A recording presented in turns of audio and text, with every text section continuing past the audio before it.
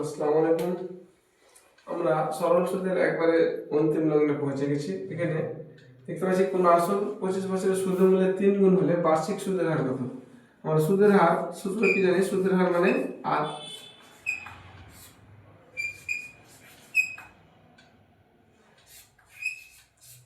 সমান জানি I into 100/PT। এই সূত্রটা জানি কত পার্সেন্ট। আমরা এখানে আয় যদি আমরা যত টাকা জমা দিচ্ছি তার 3 গুণ যদি সুদের মূল্য হয়, তার মানে 2 গুণ হচ্ছে 1 টাকা যদি আমি জমা করি তো সুদ পাচ্ছি 2 টাকা। তাহলে 1 টাকা যদি আমি যদি সুদ পাই 2 টাকা, তাহলে জমা করেছি 1 টাকা, তাহলে 3 গুণ হয়ে গেল ইন্টু 100। আর টি মানে আছে 25, 25 কে 25, 4 25 100, 4 দুগুণ 8%। উত্তরে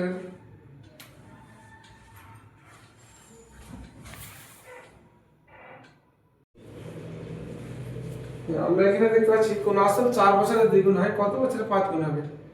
এরকম ক্ষেত্রে আমরা প্রথমে আগে সুদের হার বের করতে হবে। সুদের হার I ইন্টু 100 মানে দ্বিগুণ যদি হয়, যত টাকা সুদ তত টাকাই আসল।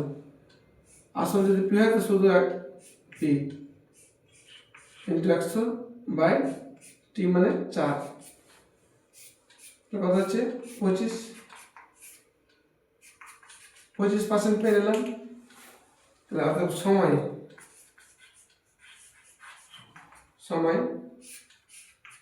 টি সমান কত বছর? 5 বছরে 5 গুণ যদি হয় তাহলে 4 গুণ কি হবে? সুদ হবে, 1 গুণ হবে আসল ইন্টু 100। আর সুদের হার 25%।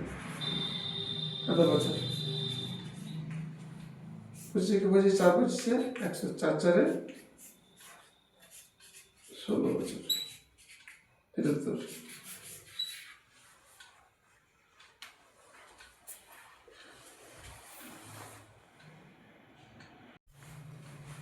এখানে আমরা দেখতে পাচ্ছি কোন আসল 7 বছরে দ্বিগুণ হয়, কত বছরে 7 গুণ হবে। দ্বিগুণ আমরা প্রথমে সুদের হারটা বের করে নেব। দ্বিগুণ যদি হয় তো সুদ যত হবে ততটাই আসল হবে। আসল আর সুদ সমান হবে। সুদ ইন্টু 100 বাই আসল ইন্টু সময়। পিপি কেটে গেল, সময় পেলাম আমি 100 বাই সুদের হার পেলাম 100/7%। এটা পেলাম। এবার সময় এই সূত্র আমরা জানি সুদ ইন্টু 100। তো আমরা যদি 7 গুণ হয় তার মানে 6 গুণ হচ্ছে 6 টাকা হচ্ছে পি টাকা। যদি আসল হয় তো 6 পিটা হচ্ছে সুদ ইন্টু 100 বাই আসল ইন্টু সুদের হার। সুদের হার তাহলে 100 হবে, আর উপরে চলে যাবে 7, উল্টে যাবে। এটা 100 কেটে গেল, পি কেটে গেল, 6 7 42 বছর।